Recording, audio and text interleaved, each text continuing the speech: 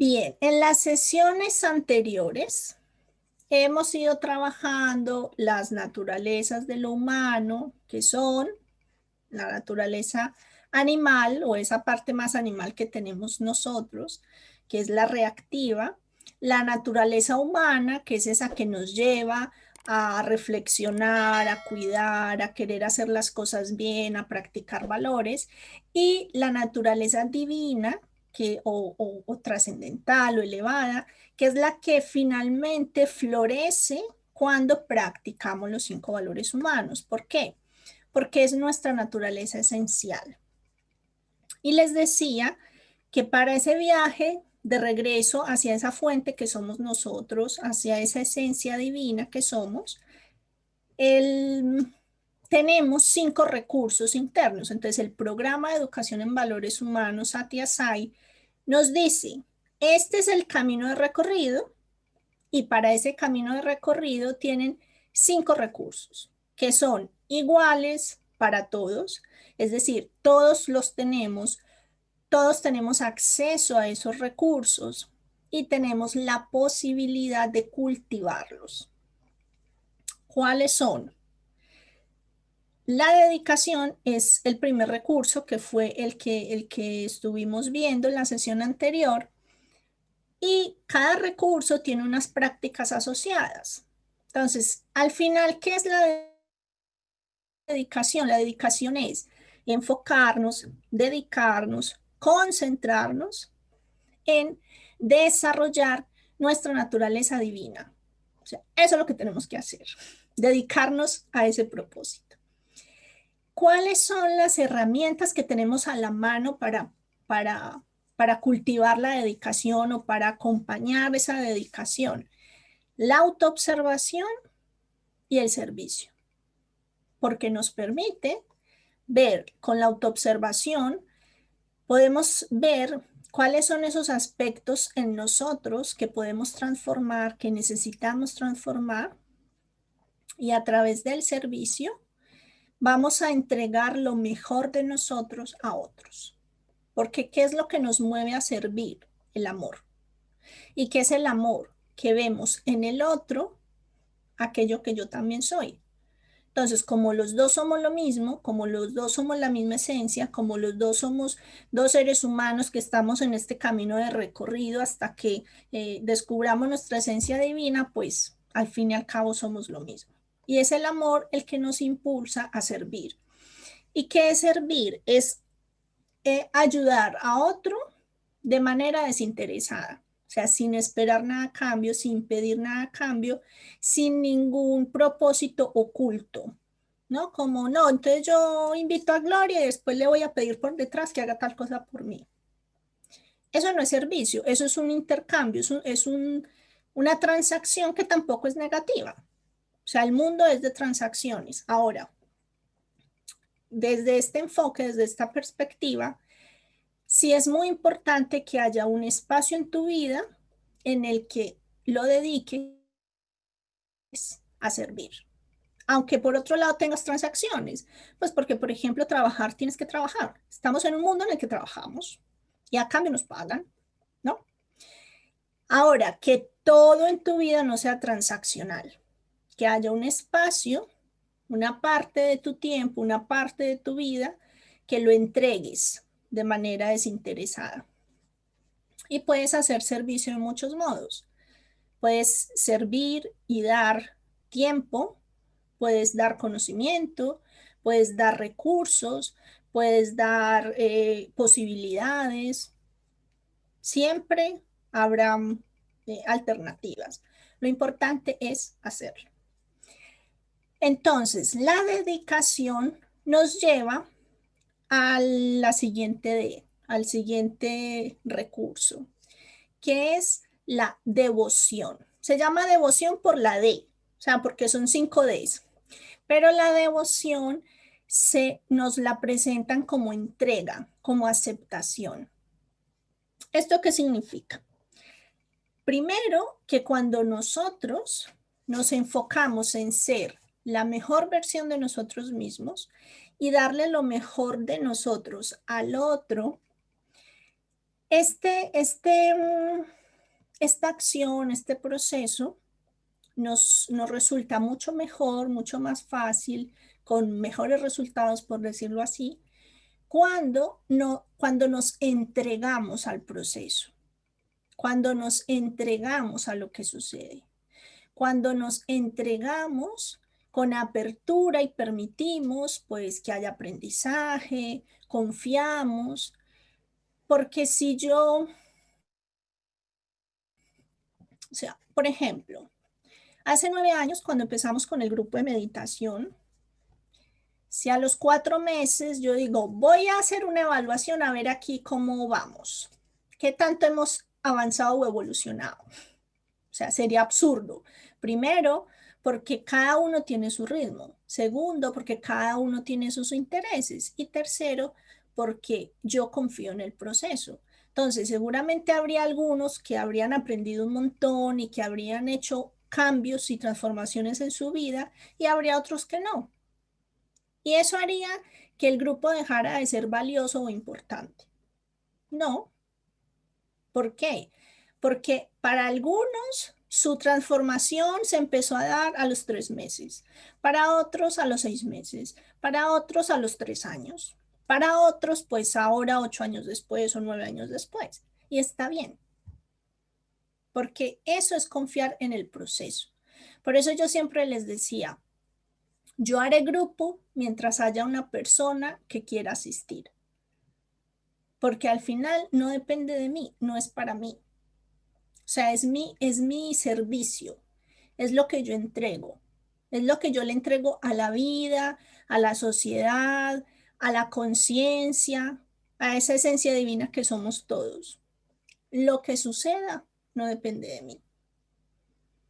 Esa es la entrega, esa es la aceptación. Entonces, ese es un ejemplo con respecto a lo que se hace hacia afuera, pero también es entrega y es dedicación y es devoción con respecto a nuestro propio proceso, a nuestro proceso interior, a ese recorrido de ese camino interno de práctica de valores humanos.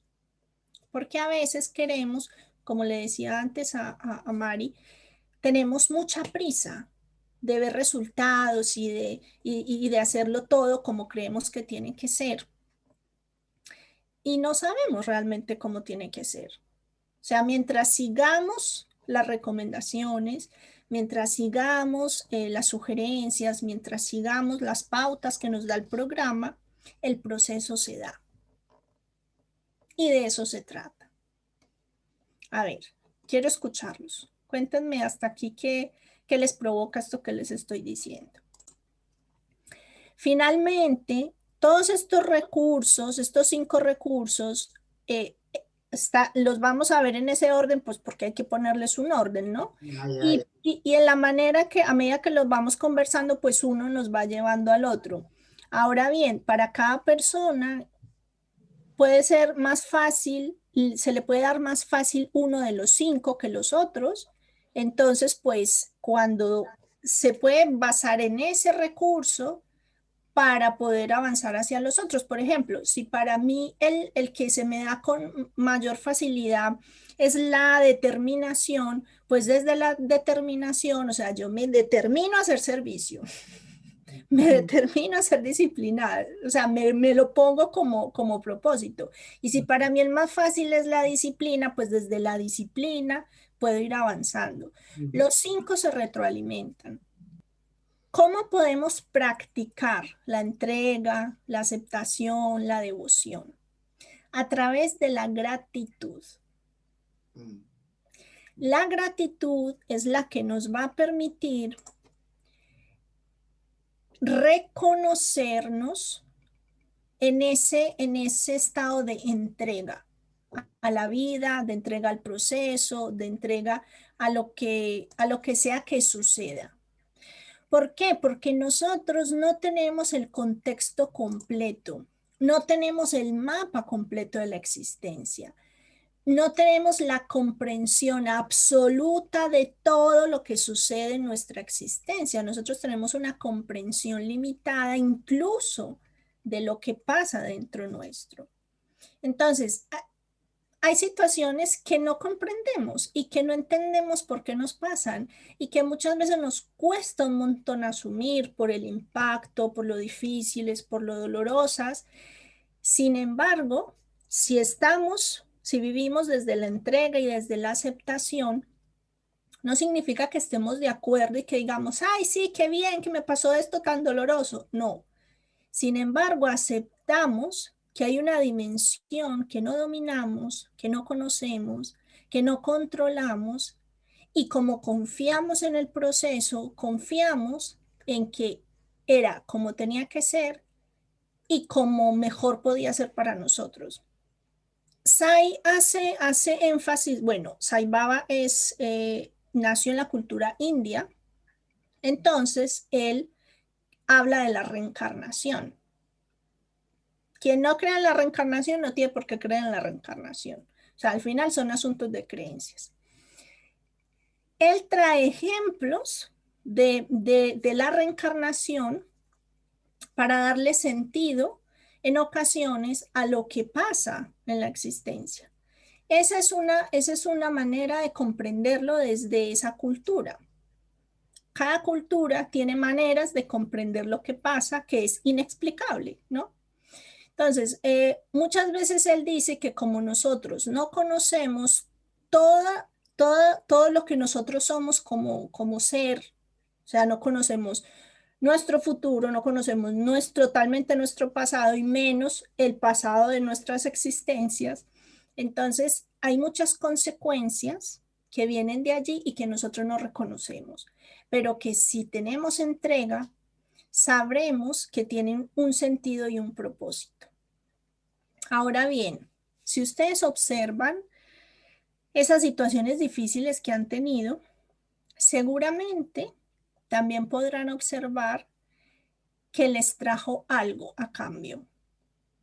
A veces cuesta más tiempo verlo, reconocerlo, pero esos momentos de gran dificultad, de gran cambio, de dolor, generalmente nos obligan a desarrollar aspectos de nuestra personalidad, aspectos de nuestra vida, habilidades que de otra manera no hubiésemos desarrollado. Hay un libro que se llama El Cisne Negro. Esto no tiene nada que ver con valores humanos, pero en una conferencia que yo hice hace unos meses para el Colegio de Jueces y Fiscales de Antioquia, hablábamos de los cambios, con todo esto que ha traído la pandemia, y hablábamos de los cisnes negros. Como los cisnes negros son esas situaciones inesperadas, intensas, repentinas, que nos cambian totalmente la vida y que de una u otra forma salimos de ahí. No sabemos cómo, porque en el momento en que estamos en el cisne negro lo vemos como el fin del mundo, lo peor que nos puede pasar. Sin embargo, cuando lo vemos en retrospectiva, cuando observamos los cisnes negros que hemos tenido en la existencia, porque todos hemos tenido cisnes negros, más grandes o más pequeños, todos hemos tenido cisnes negros. Ha fallecido alguien importante cuando somos pequeños, o hemos tenido cambios radicales, o nuestra familia se tuvo que mudar, o perdimos algún amigo, o perdimos una relación que era muy importante, o perdimos un trabajo y creímos que era el fin de nuestra vida. Siempre hemos salido.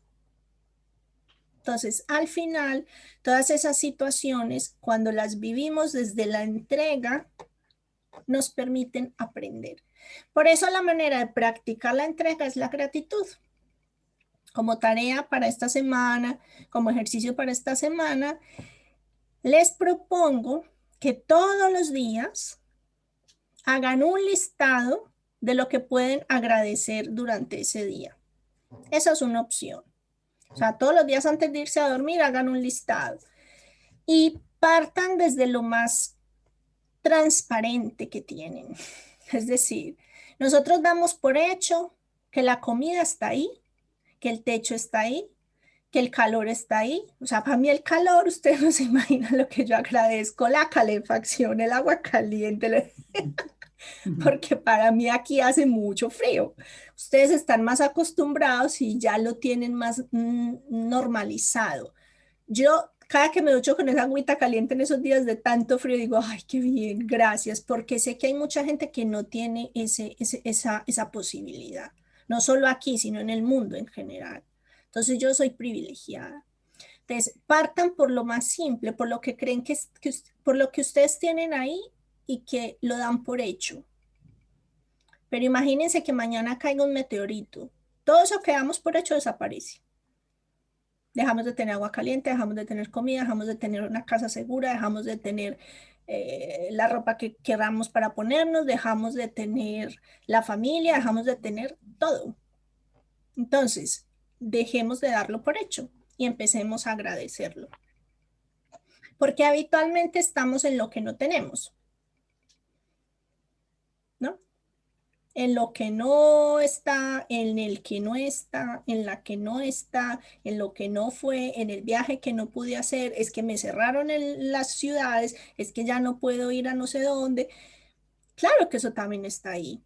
Ahora, existe mayor probabilidad a estar más tranquilo y poder enfocarse en el trabajo interior cuando se está en mayor equilibrio emocional que cuando estamos solo dedicados a lo que no tenemos, no podemos o no somos. Bueno, y otra opción al listado de todos los días es que hagan un botecito de la gratitud. Les voy a enviar al grupo de WhatsApp una entrada que yo tengo en el blog en el que les explico esa actividad, cómo la pueden hacer y hay otros ejercicios para practicar la gratitud. Porque la gratitud, además de ser un gran valor, es un gran hábito a cultivar. Si yo vivo en gratitud, voy a vivir siempre, siempre con satisfacción y plenitud. O sea, si yo vivo en gratitud, nunca me va a faltar nada, porque la gratitud me lleva a un estado mental de abundancia. Y tanto la riqueza como la pobreza son primero estados mentales y después se materializan en la realidad. Entonces, más de uno me dirá, sí, claro, un niño en África por allá que se está muriendo de hambre tiene un estado mental de pobreza. No estoy hablando de ese nivel, estoy hablando cuando nosotros, teniéndolo todo, sentimos que nos falta, nos sentimos carentes. Tiene que ver con cómo está nuestra mente. Ok, vamos entonces a hacer la meditación.